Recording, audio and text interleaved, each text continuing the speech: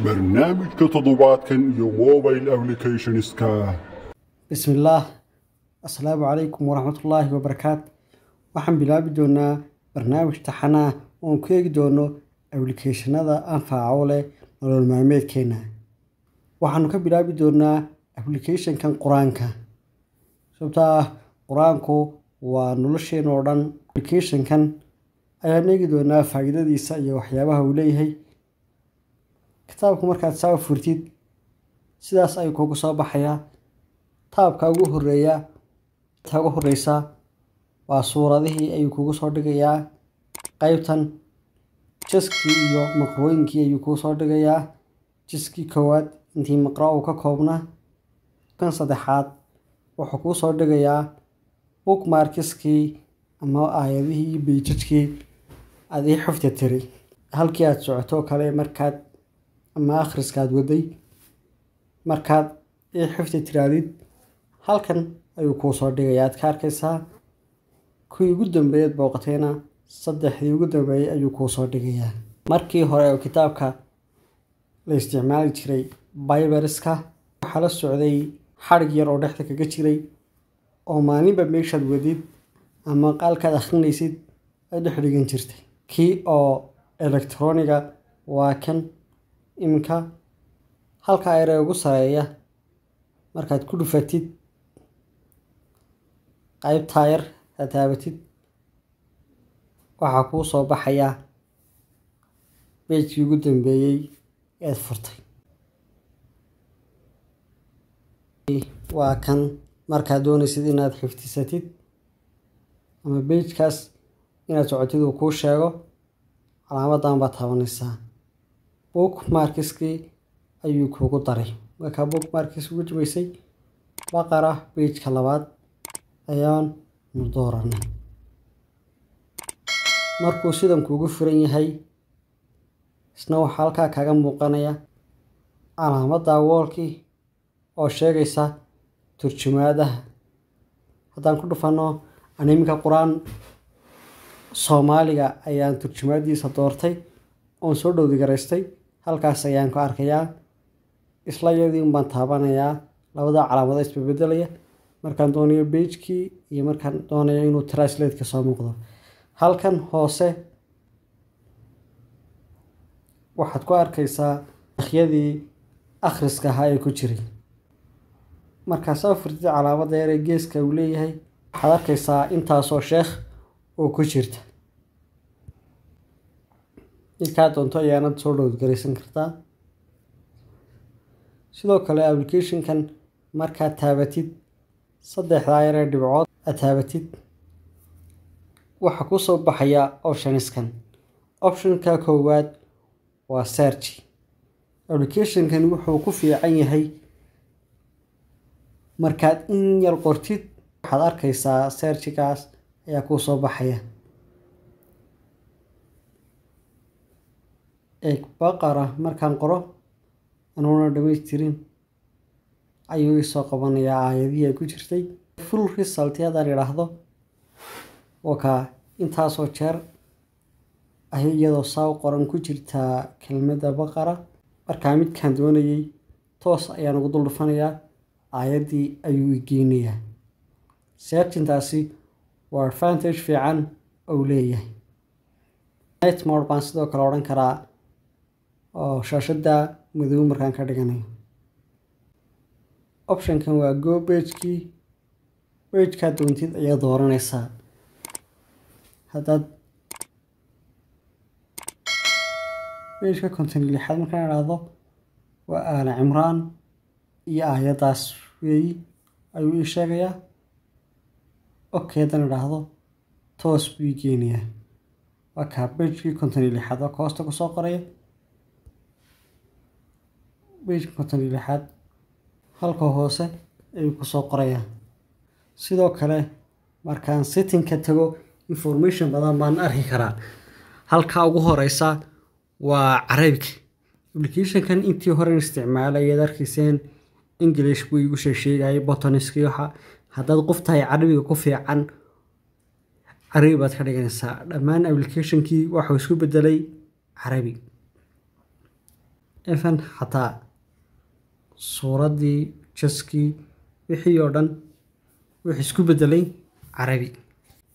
qofkii carabiga ku fiicanna carabiga ayuu dooran karaa.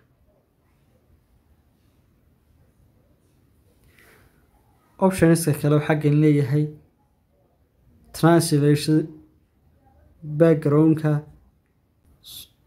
suura translation nameka iyo inuu kusoo dhigi karo night modekii arkayna halkii hore.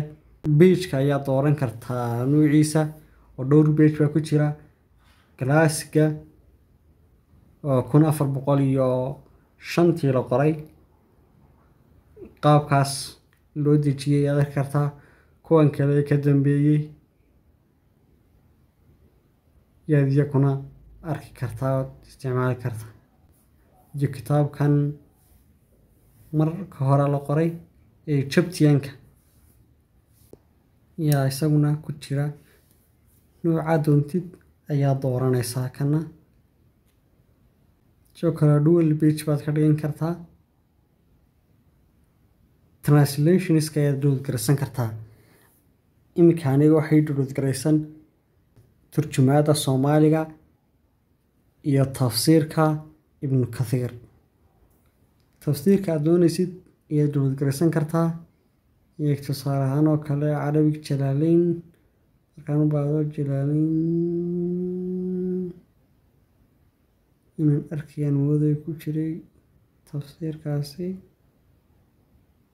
Arabic waa kan Jalaalayn. markaas markaan doonay inaan ka download garaysto buttonka ayre hore baan taabanaya. waa kaa video garaysmay halkaa buuna igu jiraa. oo iminka markaan aayad tago haddaan dib ugu noqono aayadihii tafsiirkii Soomaaliga weli taagan yahay.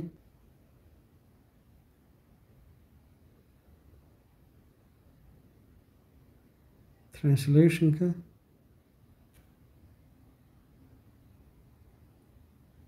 abkii markaan xagga sare u dalaco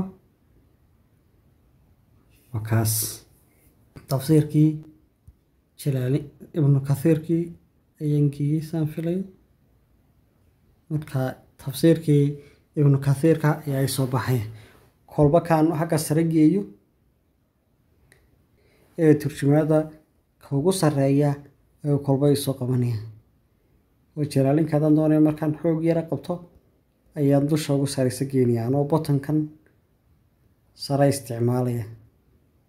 anoo buttonada isticmaalaya ayaan kala hormarinaya. sidaas ayuu translationku u shaqeeyaa. sidoo kale settingka gudihiisa markaan joogo translationku siduu u kala horeynayo aayaddaa soo horeynaysa mise micnaha ayaa soo horeynaya. page size-ka iyo intuu fartu leekaanayso waad weynaysan kartaa. waxaad odhan kartaa sidoo kale inuu markaad download taabatid ku download gareeyo iyo inuu aad online oo internetka ku download gareysatid. download amount intuu noqonayo ma page baa markiiba kuu soo degaya ma suurad ma jis. sidoo kale audioga ayaad xanuun kartaa waa quraadiiba xagan ku jirta. waxa ku jira intaasoo sheekh baa ku jira. animka sheekha laba suuradood bay download garaysan. sheekha Saalax Bukhaadir 144 suuradoodba. Ayman 3 suuradood. Xusari oo dhammaystirana uu ii degsan yahay waa kuwaasi offline ayaan ku isticmaalayaa. haddaad doonaysid inaad sheekh kale offline ka dhigatidna dushiisa unbaa taabanaysaa. suuradda aad doonaysid baa download garaysa ayaa dul taaban kartaa. suuradda ayaa kuu soo degaysa. sidoo kale buttonkaa sare ayaa taaban kartaa oo dhammaan suuradihii oo dhan kuu soo dejinaya oo ku sheegaya Faatixa ilaa Naas qul a'uudu birabbi naas ayuu kuu soo download garaynayaa markaad select download amount tirahdid. advising options buu leeyahay. quraan daatada halkay kugu save garaysanayso ayaad dooran kartaa. sidoo kale import iyo export baad dooran kartaa.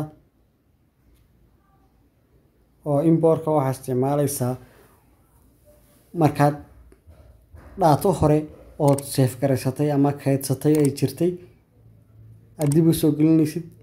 exportna daatada iyo iminka informationadii ugu dambeeyay bookmarkskii aad samaysay iyo tagskii markaad inaad dib u xafdido aad rabtid ee isticmaalaysa. applicationka koowaad waa sidaas. faa'iidooyin badan buu leeyahay oo turjumaadii culimada quraanka oo in badan ku jirta intaasoo sheekh aad la soo degi kartid. offline weegii quraanka akhriskiisu soo kala dhageysigiisa offline baad ka dhigan kartaa. faa'iido badan buu leeyahay. search button oo aayad markaanad xaafidhayn aad aayad raadin kartid. inta yare aayad aad ka xasuusatid ayaad ku qoraysa. turjumaadadii iyo tafsiirkii ayuu leeyahay sidoo kale. applicationka labaad ee isna eegi doonaa waa isna quraan. kan wuxuu kaga duwan yahay kii hore isagoo quraan akhrisa iyo dhageysi ayuu ahaa. kan waa tafsiirka quraanka iyo sheekh maxamed dirir. applicationka markaad soo furtid wuxuu ku weydiinayaa suuradaha aad doonaysid. tusaale ahaan oo kale waxaan dooraynaa suuratu maryam aayadda 5aad. wuxuu leeyahay qaari akhrinay. intan oo qaariya ku jira waxaan dooraynaa Sacd al-Ghamidi. luqadana sheekh dirir baan dooraynaa. okay bilow baan odhanaynaa. kan waa online weeyi wuu noo soo dejinayaa. soo dejin buu ina leeyahay in yar waxaa ka qaadanaysaa. wuu soo tagay. sii wad baan odhanaynaa oo xayeysiis yar buu marmar ku weydiinayaa.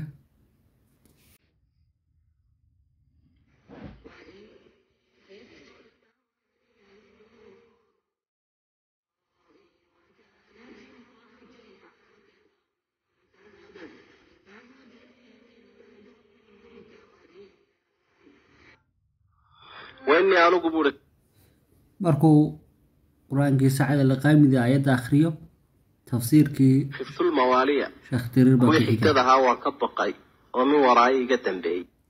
kan waa sidaas. وإني خفت الموالي من يرثني. waa kala dhaafin kartaa. labadan batan waa kala dhaafin kartaa. ku calaamadaysan baad odhan kartaa. kaasi waa intaa. sidoo kale kani male inuu kuu soo calaamadeeyo aayadda oo akhrinayo. ooyinka ma arkaysid aayadda uu leeyahay. halka uu applicationkii hore aayadda uu akhrinayo. ربنا لا تزغ قلوبنا بعد إذ هديتنا. aayadda uu akhrinayo kani uu calaamadeynayay oo waxyaabaha featureska fiican uu lahaa ayay ka mid tahay. applicationka labaadna saa weegyahay. وهب لنا من لدنك رحمة إنك أنت الوهاب.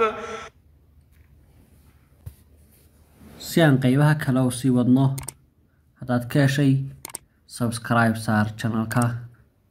qaybta kalena aad la socotid. qaybaha dambe waxaan kaga hadli doonaa applicationada nolol maalmeedka qaybaha kala anfaca. hadday waxbarashada noqoto iyo hadday ganacsiga iyo shaqadaba noqoto ayaan kaga hadli doonaa. fadlan la soco. wassalaamu calaykum waraxmatullaahi wabarakaatu.